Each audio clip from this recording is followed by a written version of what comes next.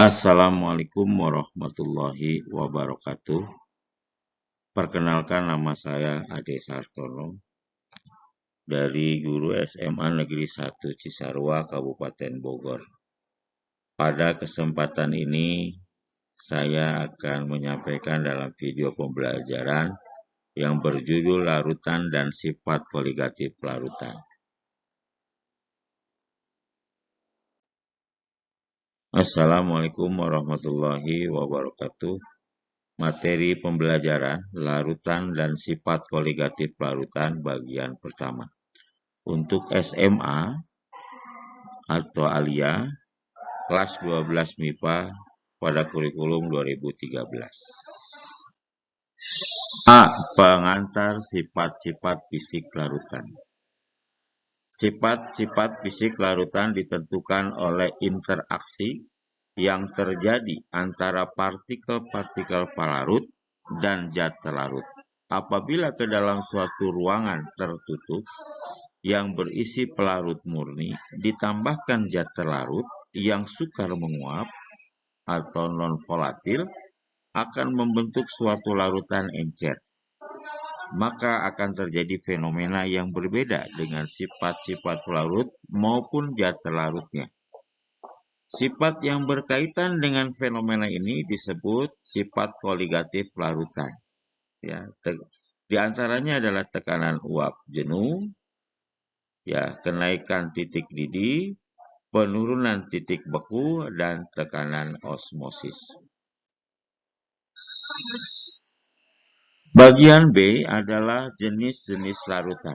Yang pertama, larutan jenuh, yaitu mengandung zat terlarut dalam jumlah yang diperlukan untuk adanya kesetimbangan antara zat terlarut, yang larut, dan yang tidak larut. Contohnya yaitu garam jenuh, yakni air masih bisa melarutkan asal dilakukan pemanasan. Yang kedua, larutan tak jenuh, larutan yang lebih encer dari larutan jenuh. Contohnya yaitu garam tidak jenuh, yang airnya masih dipakai melarutkan sewaktu-waktu ditambah garam. Yang ketiga, jenis larutan lewat jenuh, yaitu yang lebih pekat dari larutan jenuh. Biasanya dibuat dengan jalan melarutkan larutan jenuh pada temperatur yang lebih tinggi dengan jumlah zat terlarut yang lebih banyak. Contohnya yaitu garam lewat jenuh, air tidak bisa lagi melarutkan meski dipanaskan saat ditambahkan zat pelarut garam. Yang keempat, jenis larutan elektrolit, yaitu larutan yang dapat menghantarkan arus listrik karena zat dapat terurai menjadi ion positif dan ion negatif. Contohnya larutan elektrolit kuat, yaitu asam klorida dan kalium klorida. Sedangkan larutan elektrolit lemah terdiri dari asam cuka dan amonium hidroksida. Yang kelima, larutan non-elektrolit, yaitu suatu larutan yang tidak bisa menghantarkan listrik karena zat tidak bisa terionisasi atau tidak menghasilkan ion dalam larutannya. Contoh larutan alkohol dan larutan gula. Jenis larutan yang keenam yaitu larutan cairan, di mana larutan dapat melarutkan gas, cairan, atau padatan dalam suatu cairan. Jika sebagai larutan adalah air, maka disebut larutan berair. Jenis larutan ketujuh yaitu larutan padatan, di mana padatan-padatan menjadi satu komponen terdistribusi, tak beraturan pada atom atau molekul dari komponen-komponen lainnya. Contohnya, padatan alloy terdiri dari campuran dua unsur atau lebih yang mempunyai sifat-sifat logam, contohnya mata uang perak terdiri dari campuran perak dan tembaga.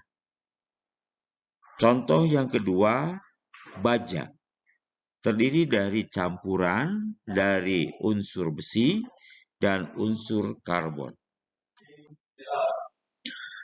Di dalam larutan ada istilah-istilah yang perlu diketahui oleh kita. Yang pertama, zat terlarut atau solut, yaitu suatu senyawa yang berada dalam jumlah yang lebih kecil. Yang kedua, pelarut atau solvent, yaitu suatu senyawa yang berada dalam jumlah yang lebih besar atau jumlah yang lebih banyak bila dibandingkan dengan zat terlarut. Yang bagian C, gaya antar partikel dalam larutan.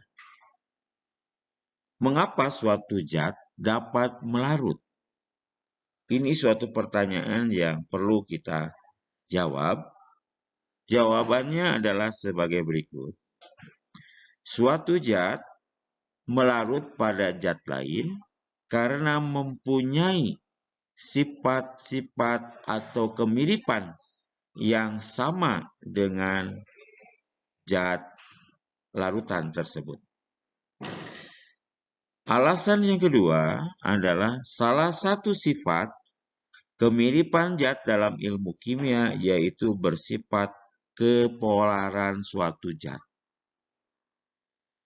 Yang ketiga, senyawa nonpolar akan larut dalam pelarut nonpolar juga dan sebaliknya. Yang keempat, senyawa polar akan cenderung larut dalam pelarut polar. Yang berikutnya like dissolve likes. Demikianlah penyampaian materi tentang larutan. Kita nanti ketemu bersambung ke bagian kedua tentang sifat koligatif larutan. Terima kasih, mudah-mudahan dapat berguna dan bermanfaat.